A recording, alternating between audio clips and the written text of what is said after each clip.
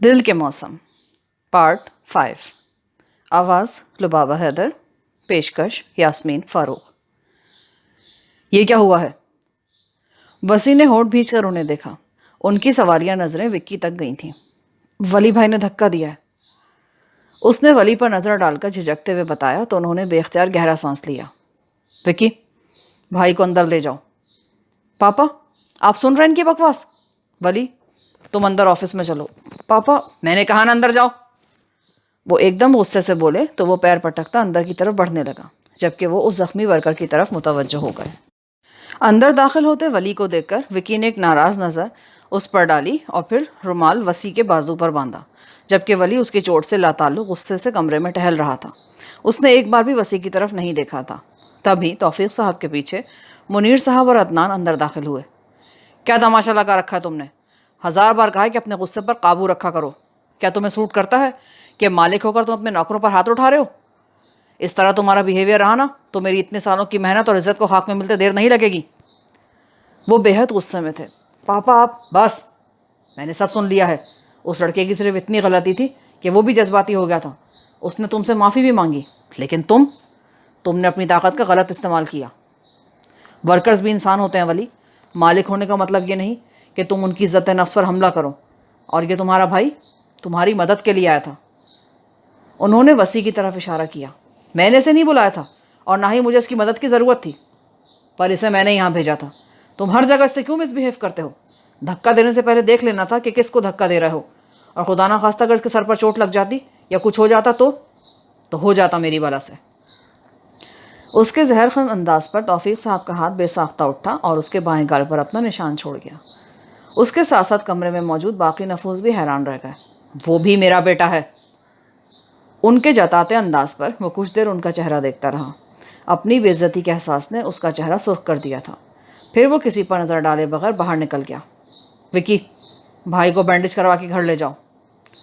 توفیق صاحب دوبارہ ان کی طرف متوجہ ہوئے، جبکہ وسیع وکی کا انتظار کیے بغیر پہلے ہی اٹھ کر باہر نکل گیا۔ انہوں نے ولی کے سب دوستوں کو فون کر ڈالے، لیکن اس کا کچھ پتہ نہیں چل رہا تھا۔ غصے کی جگہ اب پریشانی نے لے لی تھی۔ رات کا 1 بجنے والا تھا، مگر ان کی آنکھوں میں نیند کا شائبہ تک نہ تھا، جبکہ آمنہ اپنے دونوں ہاتھ مسلتے ہوئے سخت بے چینی کا شکار معلوم ہو رہی تھیں۔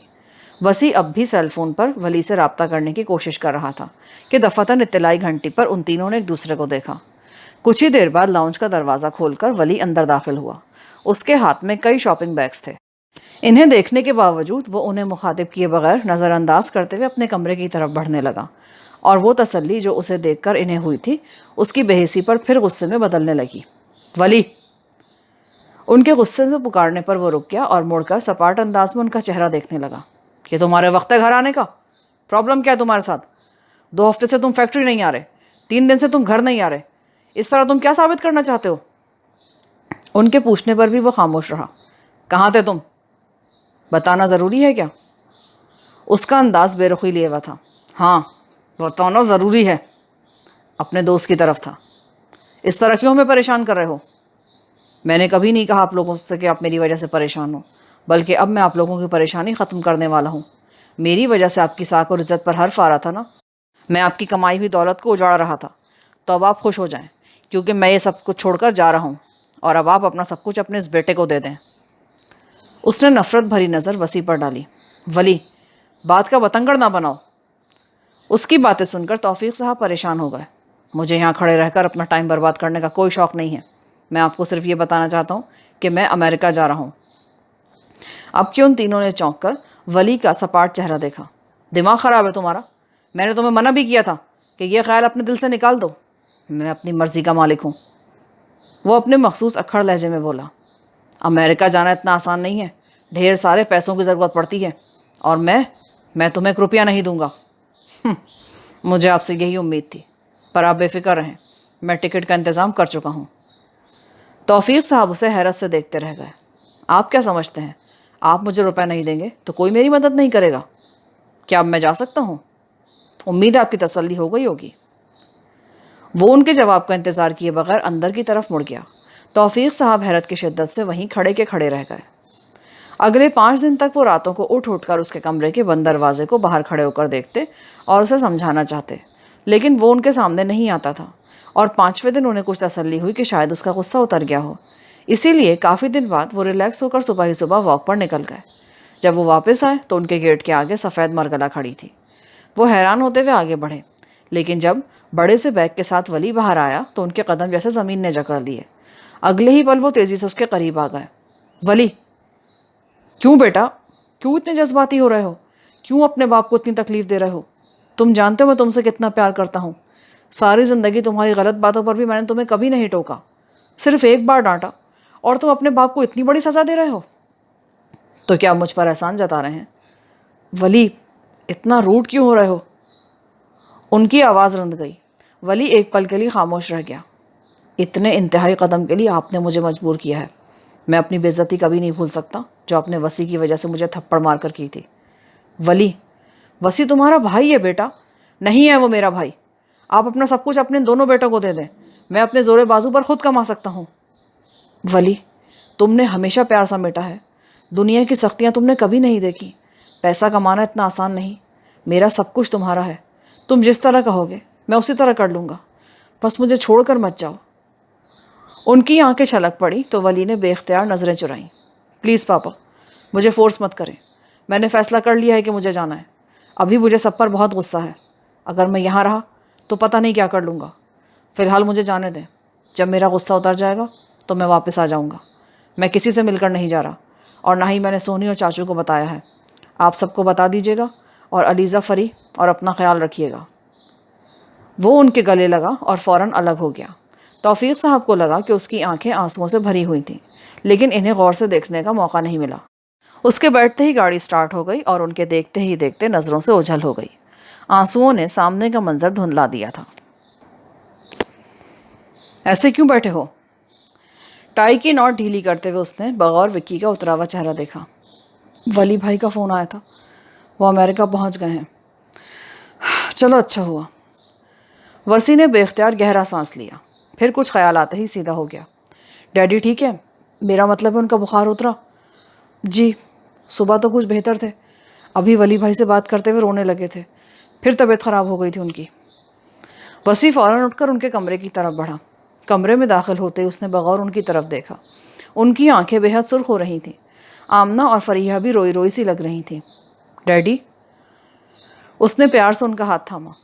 وسیع، آج اس کا فون آیا تھا، اسے ذرا احساس نہیں کہ اس کے باپ کی حالت کیا ہے۔ ساری زندگی اسے بے تحاشا پیار کیا، اور یہاں سے جاتے ہوئے اسے ایک بار بھی اس پیار کا احساس نہیں ہوا۔ ان کی آنکھیں پھر نم ہو گئیں۔ میں اس کا باپ ہوں، کیا مجھے اسے ڈانٹنے کا حق نہیں تھا؟ غلطی میری ہی تھی، میں جانتا تھا وہ کتنا غصے والا ہے، کتنا ضدی ہے، پھر بھی۔ انہوں نے ہونٹ بھینچ لیے تو وسیع کا ہاتھ کا دباؤ ان کے ہاتھ پر بڑھ گیا۔ آپ خود کو قصوروار کیوں ٹھہرا رہے ہیں ڈیڈی؟ آپ ولی کو جانتے تو ہیں وہ کیسا ہے، بس آپ تسلی رکھیں، جب سب ٹھیک ہو جائے گا تو وہ خود آ جائے گا۔ ابھی اس کا غصہ اترے گا نا تو وہ لوٹ آئے گا۔ وسیع، میں نے اسے کبھی تکلیف نہیں ہونے دی، اب کہاں کہاں دھکے کھائے گا وہ، پتہ نہیں اس کے پاس پیسے ہیں بھی یا نہیں۔ ڈیڈی، اب ولی کی کال آئے تو آپ اس سے پوچھیں کہ وہ کہاں پر ہے، ہم اسے پیسے بھجوا دیں گے۔ توفیق صاحب نے افسوس سے سر ہلایا۔ تمہیں کیا لگتا ہے میں نے نہیں کہا ہوگا؟ تم جانتے ہو وہ کتنا ضدی ہے، کہتا ہے اب مجھ سے 1 روپیہ بھی نہیں لے گا۔ وسیع خاموش ہو گیا۔ اس کی سمجھ میں نہیں آ رہا تھا کہ وہ انہیں کیسے تسلی دے۔ تم جاؤ، فریش ہو جاؤ، میں نے تمہیں بھی پریشان کر دیا، جاؤ شاباش، اب میں ٹھیک ہوں۔ توفیق صاحب کے کندھے تھپ تھپانے پر وہ اٹھ کھڑا ہوا۔ وہ توفیق صاحب کے لیے بہت پریشان تھا۔ صاحبہ سے بات کرنے کے بعد وہ پرسوچ انداز میں سیڑھیاں اترنے لگا۔ کل سے علیزہ بھی آئی ہوئی تھی، اب وہ آمنہ کو صاحبہ کی طرف بھیجنا چاہتا تھا۔ لاؤنج میں قدم رکھتے ہی اس کی نظر پریشانی سے فون پر بات کرتے توفیق صاحب پر پڑی۔ تم اس طرح کی باتیں کر کے مجھے کیوں پریشان کر رہے ہو خالد؟ تمہیں کچھ نہیں ہوگا۔ سونی کہاں ہے؟ اسے فون دو۔ ہاں بیٹا، اس طرح کیوں رو رہی ہو؟ اس طرح رونے سے کچھ نہیں ہوگا، سب ٹھیک ہو جائے گا، میں ابھی نکل رہا ہوں، تم پریشان مت ہو، بس خالد کا خیال رکھنا۔ فون رکھنے کے بعد انہوں نے سب پر ایک طائرانہ نظر ڈالی۔ میں نے منع کیا تھا کہ خالد کو پتہ نہ چلے کہ ولی ناراض ہو کر گیا ہے، پھر کس نے بتایا اسے؟ اب وہ غصے سے ایک ایک کا چہرہ دیکھ رہے تھے۔ وسیع نہ سمجھنے والے انداز میں انہیں دیکھ رہا تھا۔ پاپا مجھے پتہ نہیں تھا کہ چاچو کو اس بات کا علم نہیں ہے. آپ ولی کی طرف سے پریشان تھے کہ اتنے دن سے اس کی کال نہیں آئی. میں نے سوچا شاید اس نے سونی کو فون کیا ہو. علیزہ سر جھکا اپنی غلطی کا اعتراف کر رہی تھی. تم جانتی ہو تمہاری اس نادانی کی وجہ سے خالد کو پھر ہارٹ اٹیک ہوا ہے. اسپتال میں ایڈمٹ ہے وہ. آمنہ میرا بیگ پیک کر دو، بلکہ تم بھی میرے ساتھ چلو. آمنہ سر ہلاتے ہوئے اندر چلی گئیں، جبکہ وہ سب پریشانی سے توفیق صاحب کو دیکھ رہے تھے جو بے چینی سے کمرے میں ٹہل رہے تھے. چلو. آمنہ کے دوبارہ آتے ہی وہ باہر کی طرف بڑھنے لگے. وسیع بے اختیار ہو کر آگے بڑھا. ڈیڈی رات ہو رہی ہے، آپ کی طبیعت بھی ٹھیک نہیں، کیسے ڈرائیو کریں گے؟ میں آپ کے ساتھ چلتا ہوں. اس نے ایک پل میں فیصلہ کر لیا تھا. مجھے تنگ مت کرو سمرا، میں پہلے ہی بہت پریشان ہوں. وہ دھیمی آواز میں بمشکل بولے. تو میں تمہیں کیا کہہ رہی ہوں؟ تمہاری پریشانی کم کرنے کی بات کر رہی ہوں. مجھے تو اب پتہ چلا کہ ولی ناراض ہو کر گیا ہے، اور علیزہ بتا رہی تھی کہ یہ بھی نہیں پتا کہ وہ کب آئے گا. تم ہی سونی کے لیے پریشان تھے. تم بیمار ہو، ولی کے آنے کا کچھ پتہ نہیں. میں نے ہی راحیل سے بات کی تھی اور اس نے ہماری ہمدردی میں رشتہ بتایا ہے. بس عمر ہی تو زیادہ ہے. وہ اونچی آواز میں بول رہی تھی، جبکہ باہر دیوار کے ساتھ لگی سونی سخت پریشان تھی. تم کیسی ماں ہو سمرا؟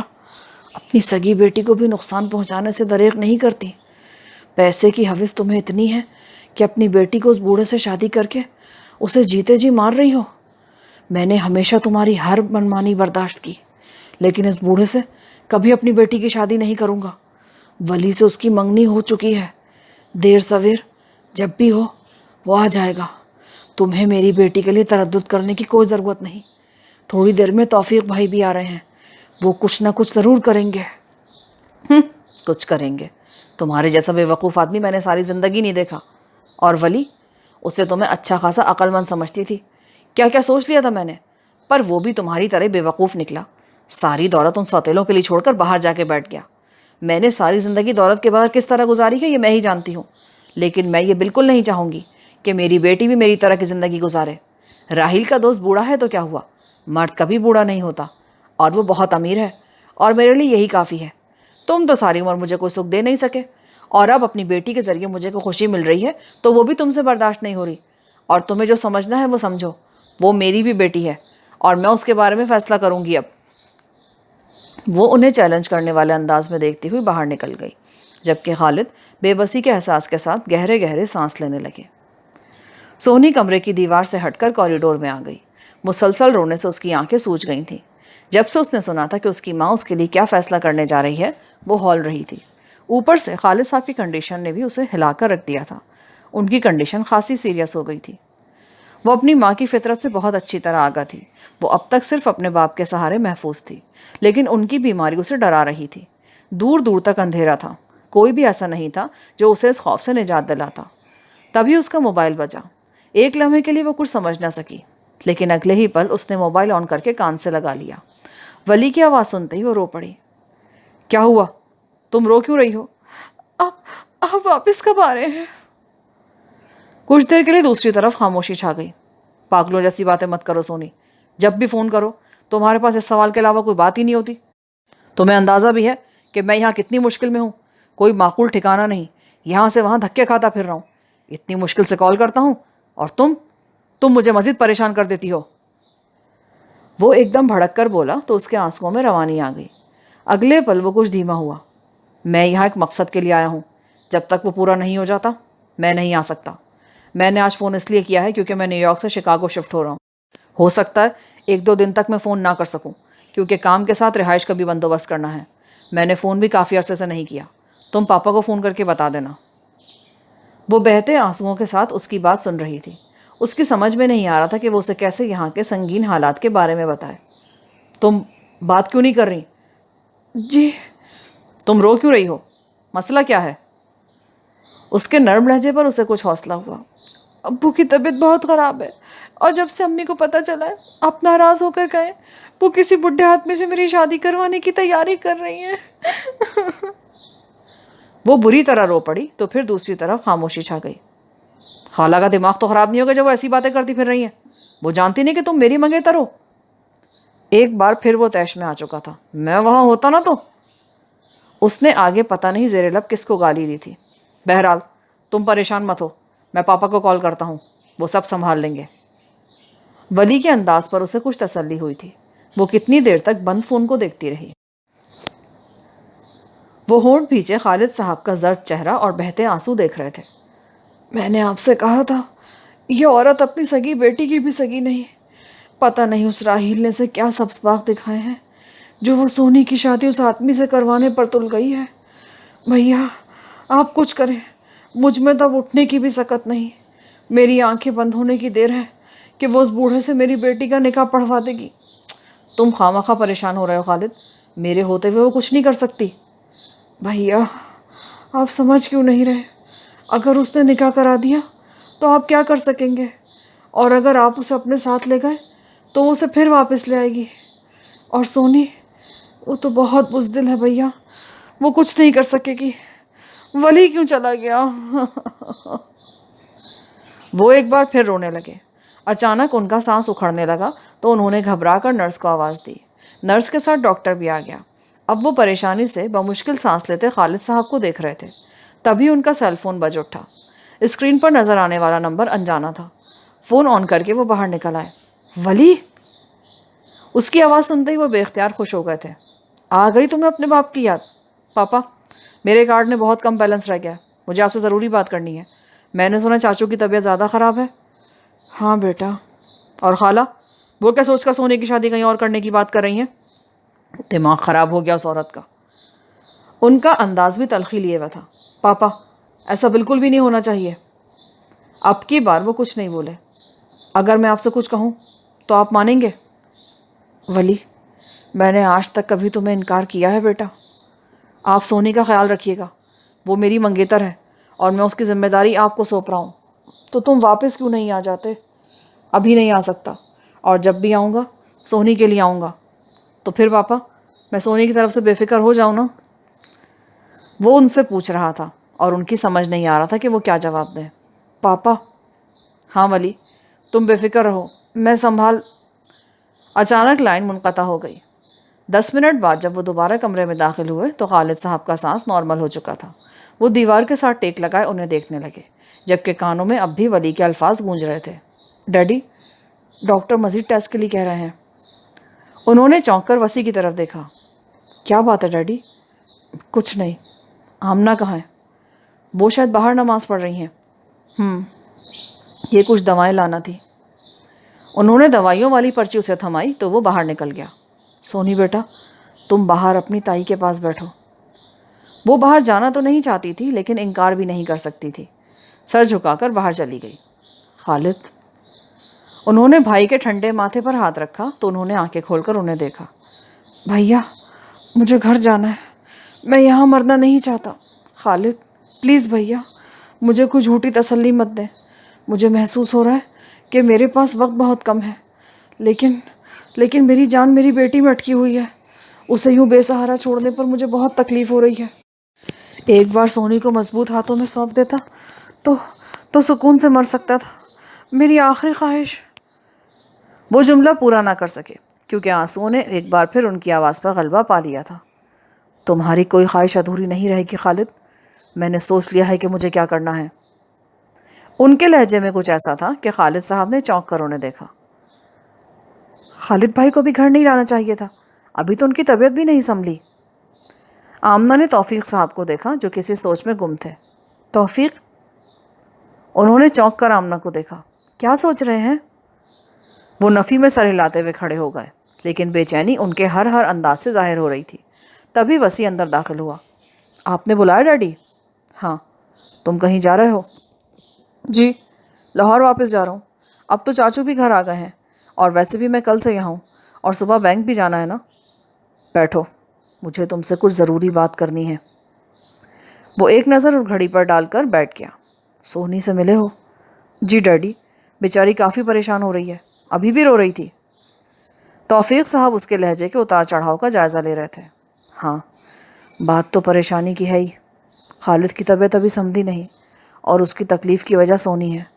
وہ بہت پریشان ہے کیونکہ سمرا سونی کی شادی ایک بوڑھے آدمی سے کروانا چاہتی ہے۔ یہ کیسے ہو سکتا ہے ڈیڈی؟ وہ کیسے کر سکتی ہیں؟ کر سکتی ہے، اسی لیے تو خالد پریشان ہے۔ تو ٹھیک ہے، ہم سونی کو اپنے ساتھ لاہور لے جاتے ہیں نا؟ میں نے بھی یہی سوچا تھا، پر بات حق کی ہے، میں صرف اس کا تایا ہوں، جبکہ وہ اس کی ماں ہے۔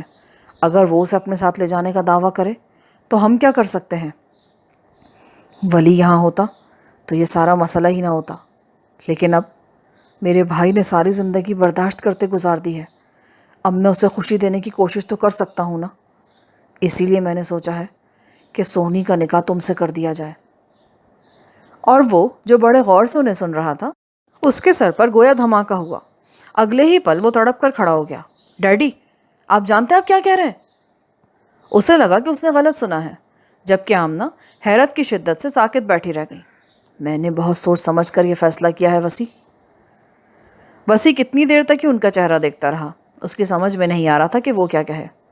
کچھ ہی دیر بعد اس کا سر بے ساختہ نفی میں ہلا۔ امپاسبل ڈیڈ، ایسا کبھی نہیں ہو سکتا۔ اب کہ اس کا لہجہ سختی لیے ہوا تھا۔ وسیع، بات سمجھنے کی کوشش کرو بیٹا، اس وقت مجبوری ہے، 2 زندگیوں کا سوال ہے۔ انہوں نے پیار سے اس کے کندھے پر ہاتھ رکھا، جبکہ وہ جھٹکے سے پیچھے ہٹا۔ جو بھی ہو ڈیڈی، میں ایسا نہیں کر سکتا، یہ میری زندگی کا سوال بھی ہے، اور اگر آپ اپنے بھائی کی خواہش پوری کرنا چاہتے ہیں تو وکی بھی ہے، اس سے نکاح کرا دیں۔ مجھے تمہارے مشورے کی ضرورت نہیں، وکی کو یہاں آنے میں 5 گھنٹے لگ جائیں گے، میں اتنی دیر انتظار نہیں کر سکتا۔ یہ میری ہیڈک نہیں ہے ڈیڈی، میں ایسا کبھی بھی نہیں سوچ سکتا، اور آپ جانتے ہیں میں کسی اور کو پسند کرتا ہوں۔ جانتا ہوں، اسی لیے تو کہہ رہا ہوں۔ اب کہ وسیع کے ساتھ ساتھ آمنہ نے بھی ان کا چہرہ حیرت سے دیکھا۔ جانتے ہیں پھر بھی ایسا کہہ رہے ہیں؟ آپ نے وسیع کو سمجھ کے رکھا ہے توفیق، قربانی کا بکرا، احساسات سے آری انسان جس کی اپنی کوئی مرضی یا خواہش نہیں۔ آپ کی کوئی بھی خواہش ہو تو وہ قربان ہو جائے، آپ کے بیٹے کو کچھ چاہیے تو وہ سر جھکا دے۔ اس کی فرما برداری کا ہمیشہ ناجائز فائدہ اٹھایا آپ نے، لیکن اب کی بار میں اپنے بیٹے کے ساتھ کوئی زیادتی نہیں ہونے دوں گی۔ غصے کے مارے آمنہ کی آواز اونچی ہو گئی۔ آمنہ، میں اپنے بیٹے سے بات کر رہا ہوں۔ ان کے اونچے لہجے پر توفیق صاحب کے ماتھے پر بل پڑ گئے۔ نہیں ہے وہ آپ کا بیٹا، اگر آپ کا بیٹا ہوتا تو آپ یوں اس کی زندگی برباد کرنے کی کوشش نہ کرتے۔ وسیع صرف میرا بیٹا ہے۔ ان کے نڈر لہجے نے ایک پل کے لیے توفیق صاحب کو خاموش کرا دیا۔ میں نے تم سے پہلے بھی کہا تھا وسیع، مجھے اس عورت سے خوف آتا ہے، دیکھا نا وہی ہوا، وہ اب بھی ہماری زندگیاں برباد کرنے کا سوچ رہی ہے۔ وسیع غصے سے باہر نکلنے لگا، لیکن توفیق صاحب نے مضبوطی سے اس کا بازو تھام لیا۔ وسیع، تمہیں میری بات ماننی ہوگی، ورنہ کیا؟ آمنہ غصے سے ان کے سامنے آئی۔ ورنہ میں تمہیں طلاق دے دوں گا۔ ان کے پرسکون لہجے پر وہ دونوں ساکت رہ گئے۔ کچھ دیر بعد آمنہ استہزائی انداز میں مسکرائیں۔ عورت کو جھکانے کے لیے بڑا پرانا اور گھٹیا ہتھیار ہے۔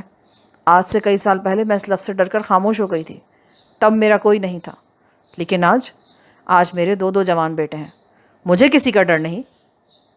ان کے لہجے میں اپنے بیٹوں کے لیے مان تھا، اور یہ امید بھی تھی کہ توفیق صاحب کبھی انہیں نہیں چھوڑ سکتے۔ ٹھیک ہے۔ توفیق صاحب کے سرد لہجے پر وسیع بے اختیار بولا۔ ڈیڈی پلیز سمجھنے کی کوشش کریں، وہ مجھ سے کتنی چھوٹی ہے، 12 سال کا فرق ہے ہمارے درمیان، اور سب سے بڑی بات وہ ولی کی منگیتر ہے، میں ایسا کیسے کر سکتا ہوں پھر؟ میں جانتا ہوں وہ ولی کی منگیتر ہے، اسی لیے تو یہ سب کچھ کر رہا ہوں۔ واہ توفیق صاحب، اپنے بیٹے کے لیے میرے بیٹے کی زندگی برباد کر رہے ہیں، میں ایسا کبھی نہیں ہونے دوں گی۔ چلو وسیع۔ آمنہ نے مضبوطی سے وسیع کا ہاتھ تھاما۔ آمنہ، وسیع کے ساتھ جانے سے پہلے مجھ سے ہر رشتہ ختم کر کے جاؤ۔ آمنہ نے مڑ کر ان کا پتھریلا چہرہ دیکھا۔ میں توفیق منصور پورے ہوش و حواس میں تمہیں طلاق دیتا ہوں۔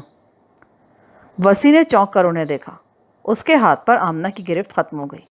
اس نے بے ساختہ سفید پڑتی آمنہ کو تھاما، ایسا لگ رہا تھا صرف ایک لمحے میں ان کے جسم کا سارا خون کسی نے نچوڑ لیا ہو۔ میں توفیق منصور۔ Daddy please.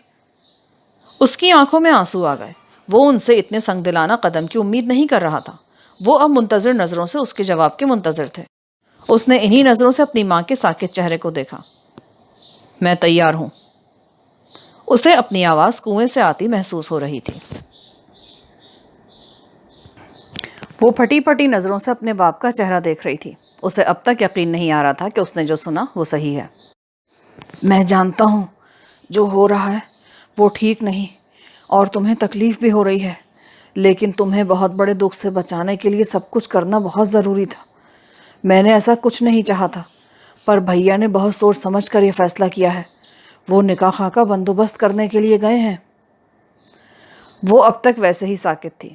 سب سے پہلا خیال اسے ولی کا آیا تھا۔ ابھی تو ان کا رشتہ بندھا تھا، ابھی تو اس نے اسے سوچنا شروع کیا تھا، اور اب یہ سب کیا ہو رہا تھا اس کے ساتھ؟ سب سے بڑی حیرت کی بات وسیع کا مان جانا تھا۔ اس کی ہونے والی منگیتر کے لیے اس کی پسندیدگی وہ جانتی تھی، اور اب ولی کی جگہ وسیع سے نکاح۔ اس کی آنکھوں میں ولی کے بعد وسیع کا چہرہ آیا تو اس کا سانس رکنے لگا۔ اس نے بے اختیار گہرا سانس لیا، لیکن اس کا دم گھٹتا جا رہا تھا۔ درد کے مارے اس کی آنکھیں آنسوؤں سے بھرنے لگی۔ ایسے نہ رو بیٹا، پلیز ابو جی، ایسا نہیں ہو سکتا۔ وسیع بھائی کی منگنی ہونے والی ہے، اور وسیع بھائی ولی کے بھائی ہیں۔ میں مجبور ہوں بیٹا، اگر ولی یہاں ہوتا تو میں کبھی ایسا نہ کرتا۔ ابو، ہم ولی کے آنے کا انتظار تو کر سکتے ہیں۔ سونی، میرے بچے، میری زندگی کا کوئی بھروسہ نہیں۔ پر ابو، اس نے روتے ہوئے ان کا چہرہ دیکھا۔ تبھی توفیق صاحب اندر داخل ہوئے۔ خالد، مولوی صاحب اور سب مہمان آ گئے ہیں۔ خالد صاحب اٹھ کر بیٹھ گئے، جبکہ اس کے آنسو ٹھٹر کر جم گئے تھے۔ سر خود بخود جھک گیا۔ کمرے میں آوازیں بڑھنے لگیں۔ پھر پتہ نہیں کس نے دوپٹے سے اس کا سر اور چہرہ ڈھانپ دیا۔ نکاح خواہ اب اس سے اجازت مانگ رہا تھا، جبکہ اس کے آنسو ایک بار پھر رواں ہو گئے تھے۔ یہ کیا کیا بھابھی؟ ارم کی حیران پریشان آواز پر آمنہ نے ناراضگی سونے دیکھا۔ میں نے کیا کیا؟ یہ سب کیا دھرا تمہارے بھیا کا ہے۔ پوچھو ان سے جا کر، کیا سمجھ کر وہ لوگوں کی زندگیوں سے کھیل جاتے ہیں؟ وہ کل گھر پہنچی تھی اور کل سے ہی ان کا غصے کے مارے برا حال تھا، جبکہ علیزہ، وکی اور فریحہ کا حیرت کے مارے برا حال تھا۔ بھیا ابھی تک نہیں آئے؟ وہی ہیں۔ بسی اسی رات واپس آ گیا تھا۔ اس وقت سخت غصے میں تھا۔ مجھے ساری رات اسی کی فکر لگی رہی، اسی لیے میں اگلے دن واپس آ گئی۔ بھائی اس دن اتنے غصے میں تھے کہ ہم نے کچھ پوچھا ہی نہیں، اور انہوں نے ہمیں کچھ بتایا بھی نہیں کہ وہاں کیا ہوا۔ 2 دن سے وہ بینک سے آتے ہی کمرے میں بند ہو جاتے ہیں، کھانا بھی نہیں کھاتے۔ فری نے پریشانی سے کہا۔ میرا بچہ اتنا ہنسمکھ اور صبر والا تھا، اس کے اپنے باپ نے اس کی خوشیاں چھین لیں۔ بات کرتے کرتے وہ رو پڑی تو ارم نے ان کا ہاتھ تھام لیا۔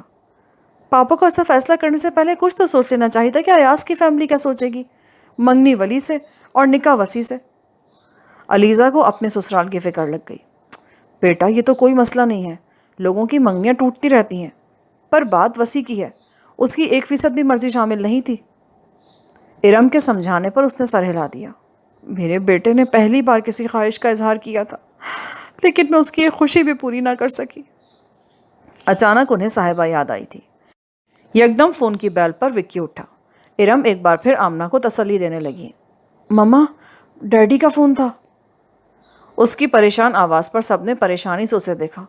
وہ خالد چاچو کی ڈیتھ ہو گئی ہے۔ ارم نے کچھ کہنے کے لیے منہ کھولا، لیکن وہ کچھ کہہ نہ سکی۔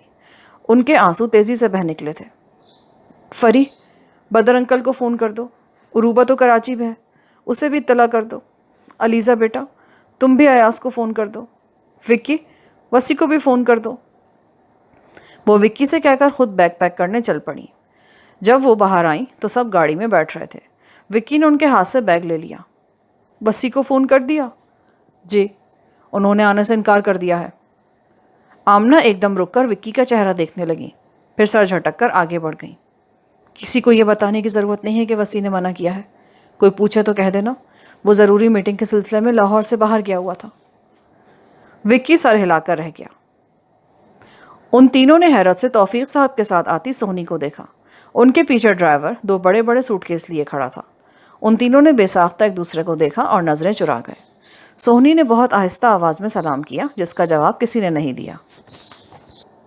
پتہ نہیں توفیق صاحب نے یہ بات محسوس کی تھی یا نہیں، البتہ وہ مزید گھبرا گئی تھی۔ تم لوگوں نے کھانا کھا لیا؟ جی۔ انہوں نے پتہ نہیں پوچھا کس سے تھا، لیکن جواب وکی نے دیا تھا۔ فری بیٹا، چائے ملے گی؟ فری نے ایک خاموش نظر ان پر ڈالی اور کچھ کہے بغیر کچن کی طرف مڑ گئی۔ آؤ بیٹا، میں تمہیں تمہارا کمرہ دکھا دوں۔ وکی، یہ بیگ اوپر لے آؤ۔ انہوں نے بیگ اٹھانے کے بعد وکی کو دوسرا بیگ لانے کے لیے کہا۔ السلام علیکم۔ وسیع کی آواز پر آمنہ نے چونک کر سر اٹھایا اور گھبرا کر کھڑی ہو گئی۔ کھانا لگاؤں؟ نہیں۔ وہ تیزی سے سیڑھیاں چڑھنے لگا۔ وہ پریشانی سے اپنے ہونٹ کچلنے لگی۔ یہاں پر پارٹ 5 کا اختتام ہوتا ہے۔ آگے کہانی سننے کے لیے پارٹ 6 سماعت